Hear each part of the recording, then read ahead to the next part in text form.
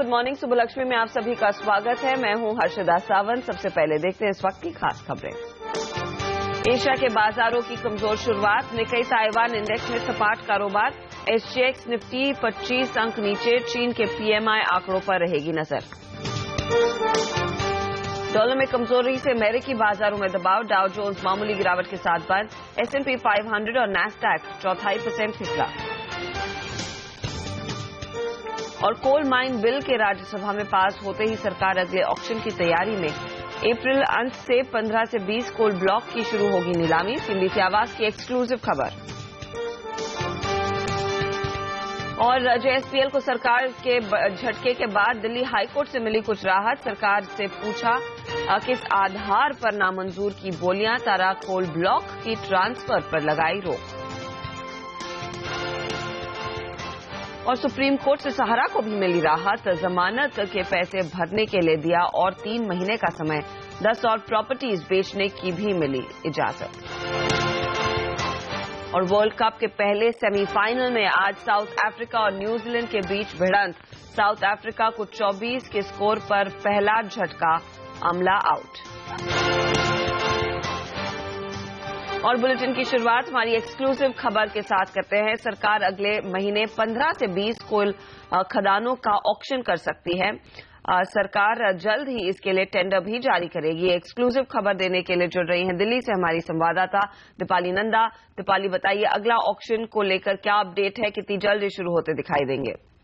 तो बिल्कुल शेड्यूल 2 और शेड्यूल 3 के तहत 33 कोल ब्लॉक की नीलामी के बाद अब सरकार अप्रैल के आखिरी हफ्ते में शुरुआत करने जा रही है अगले 15 से 20 कोल ब्लॉक्स के लिए। जिस तरह से coal mine special provision bill 2015 संसद से पास हो चुका है, तो सरकार काफी उत्साहित दिखाई दे रही है, क्योंकि अब बिना किसी रोक टोक के वो आगे का प्रोसीजर कर सकती है। और इसी को आगे बढ़ाते हुए हमें जो जानकारी मिल रही है सोर्सेज के हवाले से कि अप्रैल के आखिर में 15 से 20 कोल ब्लॉक्स की ये जो बिडिंग है, जो बिड है, वो इनवाइट की जा सकती है। साथ ही ये भी जानकारी मिल रही है कि जैसे ही 15 से 20 कोल ब्लॉक्स के लिए ऑक्शन फ्लोट किया जाएगा, साइड बाय साइड सरकार स्टेट एंटिटीज जो कमर्शियल माइनिंग के लिए कोल ब्लॉक्स को रिजर्व किया गया है, उनकी बिडिंग की प्रक्रिया भी शुरू कर सकती है। तो स्टेप वाइज जो पूरे कहा जाए कि डे 1 से सरकार ने जो एक पूरी प्लानिंग की थी कि जो 204 कोल ब्लॉक सुप्रीम कोर्ट की तरफ से रद्द किए गए हैं, उन्हें मार्च 2016 तक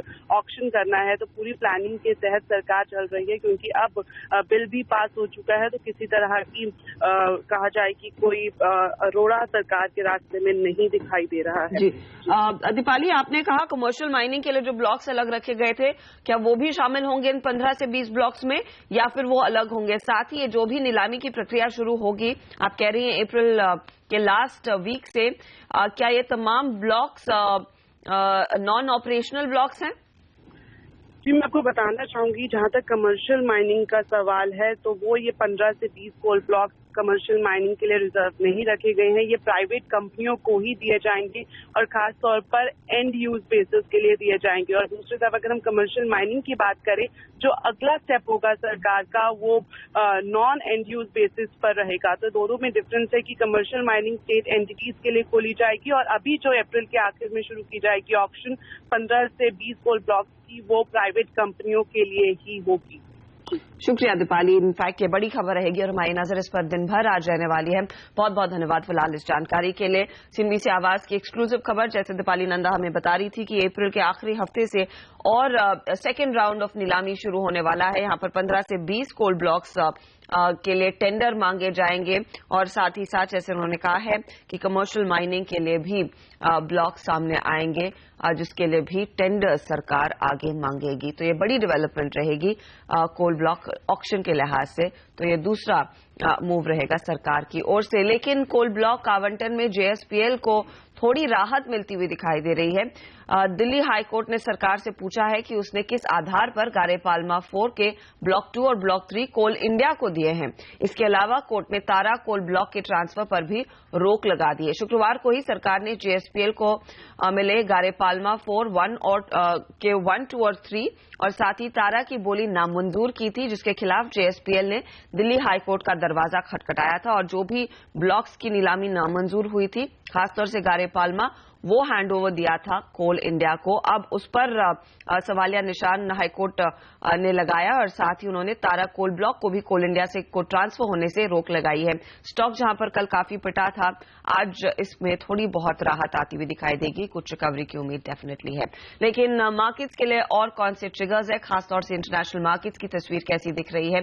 एसजीएक्स निफ्टी या फिर देखेंगे 8549 के आसपास ट्रेड होता हुआ। अमेरिकी मार्केट्स हो रहे से सुस्ती में थे। संदीप हमारे साथ है ग्लोबल मार्केट्स के अपडेट के लिए। संदीप, गुड मॉर्निंग, बताइए क्या हाल है अंतर्राष्ट्रीय बाजारों का? कमजोरी के संकेत है। यूएस के बाजारों से शुरुआत करें तो 1.4% के आसपास की कमजोरी थी। डाउ में आपको दिखेगा केवल 12 पॉइंट के आसपास की कमजोरी। लेकिन इंपॉर्टेंट ये है कि यूएस के बाजारों में जो ट्रेंड है, एक दिन मजबूती के बाद एक दिन कमजोरी का, वो लगातार जारी है। शुरुआत हालांकि हमने देखा था मजबूती के साथ हुई थी।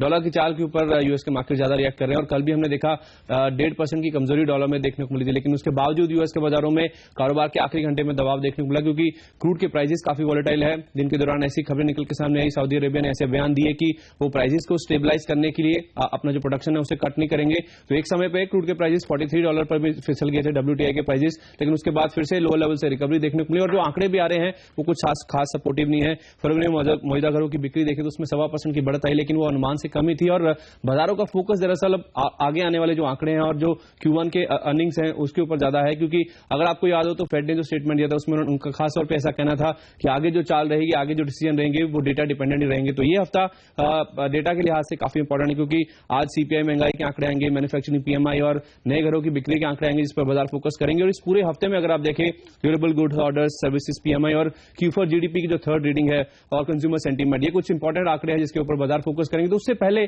थोड़ा सा दबाव हमने आखिरी कारोबार के आखिरी घंटे में देखा और हल्की कमजोरी के साथ यूएस के बाजार बंद हुए। यूरोप पर भी नजर डाले तो फुटसी, जहां हमने देखा था शुक्रवार को 7000 का लेवल पहली बार पार हुआ था, ऑल टाइम हाई बने थे, वहां जरूर 1.4% के आसपास की तेजी देखने को मिली। लेकिन कैक और डैक्स यहां पे 5 से 1.25% के आसपास की कमजोरी कल के सेशन में देखने को मिली, क्योंकि ग्रीस एक बार फिर से फोकस में था। ग्रीस के पीएम की एंजेला मर्केल के साथ एक मीटिंग थी और उस मीटिंग से पहले हमने देखा इन दोनों जो लीडर्स हैं उनके बीच में काफी तनातनी हुई। हालांकि इस मीटिंग से पहले हमने देखा जो पूरा माहौल था मायूसी का, उसके बावजूद अगर आप ग्रीस के बाजार देखें तो उनमें करीब 3% के आसपास की मजबूती देखने को मिली। लेकिन ओवरऑल यूरोप से भी संकेत कमजोरी है, इसीलिए हम देख रहे हैं कि एशियन मार्केट्स की भी आज वीक शुरुआत देखने को मिली है। निकेई में अगर आप देखें तो करीब कमजोरी के साथ ही कारोबार देखने को मिला है। हैंगसेंग भी कमजोर है। केवल स्ट्रेट टाइम्स में हम देख रहे हैं कि हल्की मजबूती के साथ कारोबार देखने को मिल रहा है। चाइना के जो पीएमआई आंकड़े आने वाले हैं HSBC, वो माना जा रहा है कि 50.5 पर आएंगे, जो कि पिछले महीने 50.7 पे थे। तो वो आंकड़े कैसे आते हैं उस पर नजर रहेगी।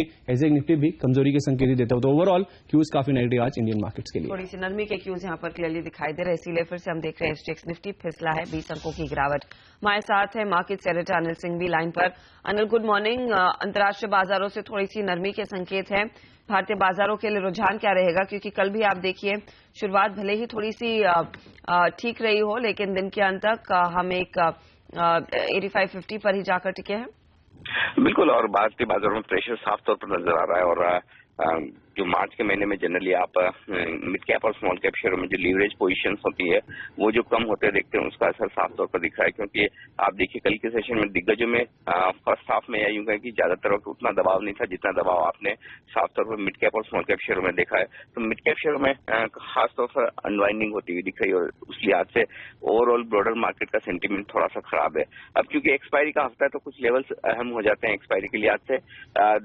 जो संकेत आते हुए दिख रहे हैं कल डेटा से, वो ये दिख रहे हैं कि 8600, 8650 ये दो लेवल ऐसे जिसके पार जाना काफी मुश्किल होता दिखेगा बाजार को। कल भी आपने देखा कि बाजार किस तरह से 8600 के ऊपर टिकने में मुश्किल होता हुआ नजर आ रहा था। 8500 के लेवल पर पुट में हाईएस्ट ओपन इंटरेस्ट और कल के सेशन में 8450 पर भी कुछ एडिशन होता हुआ दिखा। तो सपोर्ट के तौर पर अब ये काम करेगा। तो ब्रॉड रेंज अगर आप लेना चाहें तो ये कह सकते हैं कि फिलहाल जो संकेत दिख रहे हैं वो ये बता रहे हैं कि 8500 से लेकर 8600 के बीच में एक्सपायरी होने की संभावना ज्यादा बनती हुई नजर आ रही है। लेकिन देखना होगा क्योंकि पुट कॉल रेशियो 0.85 पर आ चुका है, इसका मतलब साफ है कि बाजार कुछ हद तक ओवरसोल्ड है और ऐसे में एक बाउंस देने की तैयारी कर सकते हैं या शॉर्ट कवरिंग की तैयारी कर सकते हैं। तो 8450, 8500 वो लेवल होगा जहां पर शॉर्ट पोजीशन कवर करनी चाहिए और एग्रेसिव ट्रेडर है तो थोड़ी बहुत लॉन्ग पोजीशन बनाने का मौका देखा जा सकता है। तो डिप्स पर शायद रिकवरी और शॉर्ट कवर करने की आज दिन रह सकता है, याद रखिए। लेकिन कल के सत्र में हैवी वॉल्यूम्स पर हम थोड़े फिसले हैं और मिड कैप काउंटर्स में ज्यादा दबाव देखने को मिला था।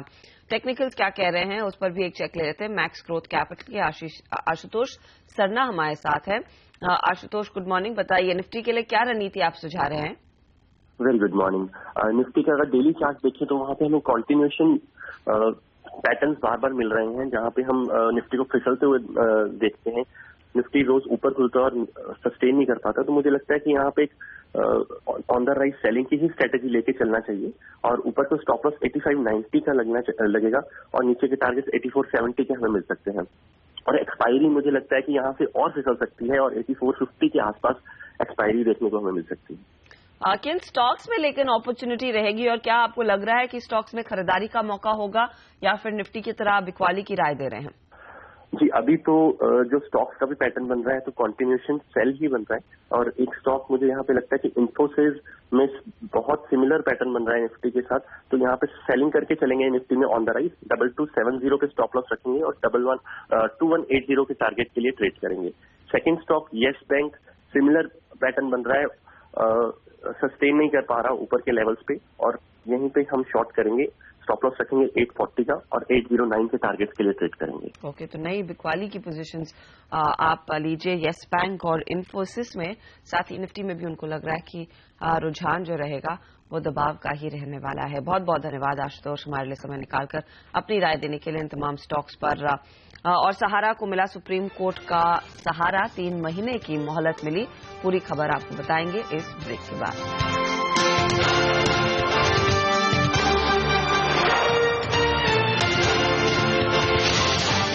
आप देख रहे हैं सुबलक्ष्मी CNBC आवाज पर। किन स्टॉक्स में आज आपकी नजर होनी चाहिए जहां पर खबरों का असर रहेगा, उस पर एक चेक ले लेते हैं। हमारे साथ है हमारी research analyst Sonam Mehta. Good morning. Good morning. सबसे पहले आपके रडार पर जियोमेट्रिक, टेक महिंद्रा और HCL टेक का काउंटर फोकस में होना चाहिए, जहां पे काफी वक्त से बाजार में ये बातें चल रही है कि जियोमेट्रिक अपनी कुछ हिस्सेदारी बेचना चाहता है। लगभग 39% की हिस्सेदारी है जो यहाँ पर जियोमेट्रिक की बेचने की योजना है और टेक महिंद्रा HCL टेक इस हिस्सेदारी को खरीदने की दौड़ में शामिल है। ये डील लगभग 2000 करोड़ रुपए की हो सकती है।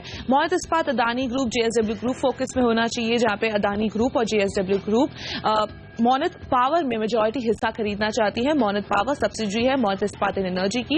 ये डील लगभग 3100 करोड़ रुपए की हो सकती है और काफी वक्त से मोनित इस्पात एंड एनर्जी अपने कर्ज को कम करने के लिए मोनित पावर में अपनी हिस्सेदारी बेचना चाहते थे। सन फार्मा रनबैक्सी को अपनी फाइनल मंजूरी मिलती हुई, जहां पे CCI ने सन फार्मा रनबैक्सी डील को मंजूरी दे दी है। यहाँ पे CCI ने पिछली बार जब मंजूरी दी थी तब कंपनी को अपने 7 प्रोडक्ट्स को बेचना था।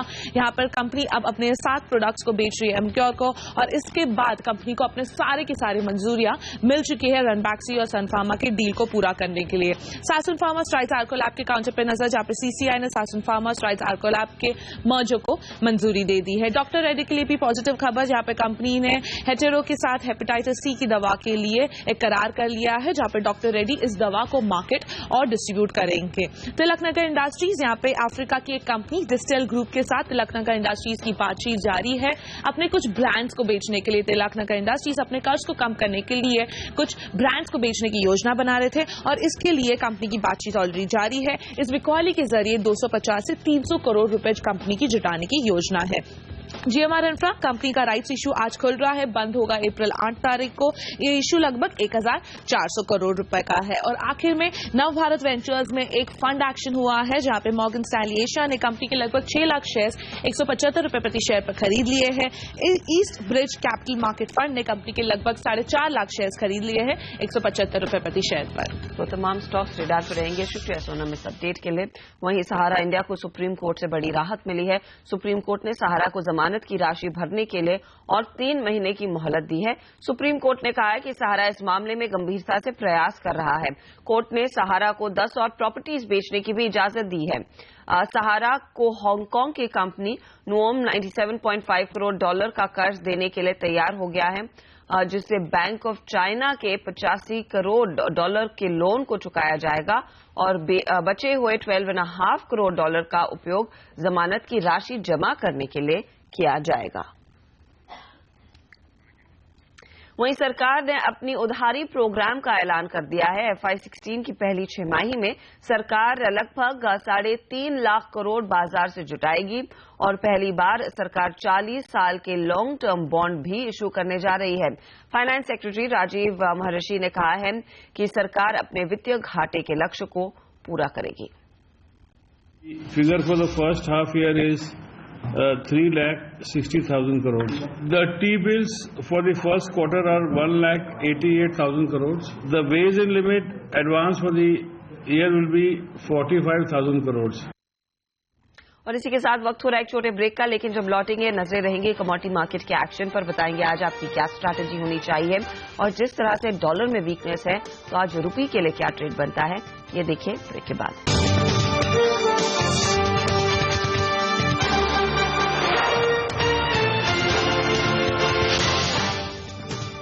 कल डॉलर के मुकाबले रुपया 19 पैसे मजबूत होकर 62.26 पर बंद हुआ। और रुपए की चाल आज कैसी रहेगी बताने के लिए हमारे साथ है कोटक कमोडिटी सर्विसेज के धर्मेश भाटिया। Dharmesh, good morning. आज फिर हमने देखा है जो इंटरनेशनल क्यूज है वहां पर डॉलर में बेहद वीकनेस देखने को मिली थी, कितनी और स्ट्रेंथ देखने को मिल सकती है रुपये में आते हुए? Good morning. अगर आप देखिए रुपए डॉलर की बात करें तो रुपया डॉलर काफी सीमित दायरे में ट्रेड हो रहा है। लास्ट 15 दिनों से अगर देखें तो 62 से 63 का दायरा है।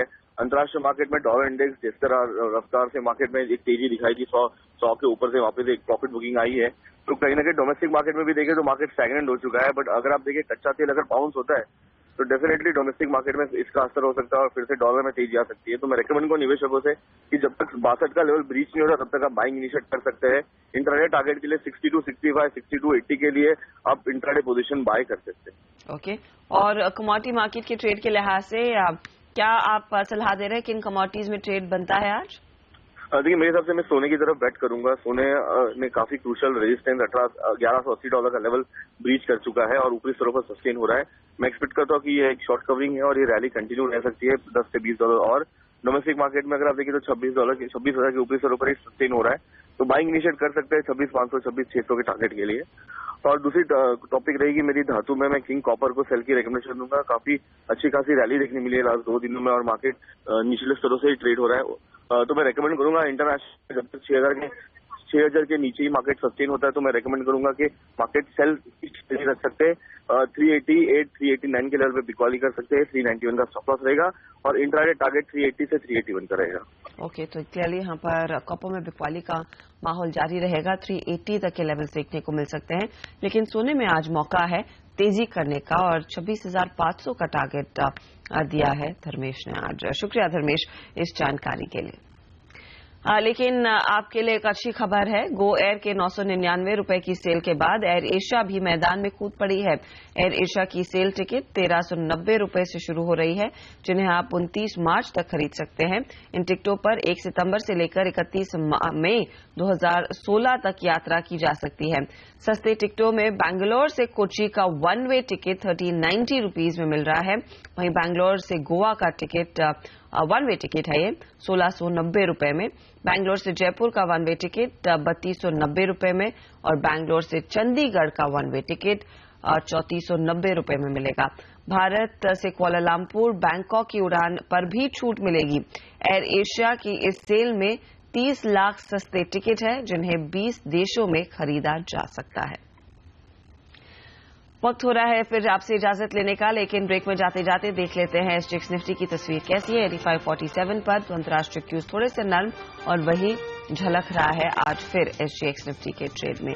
लेकिन तैयार हो जाइए हमारे अगले आधे घंटे के कार्यक्रम के लिए, जहां पर आपको मिलती हैं बेहतरीन ट्रेडिंग आइडियाज। क्या ट्रेंड रहेगा, नीरज हमारे साथ है ये बताने के लिए।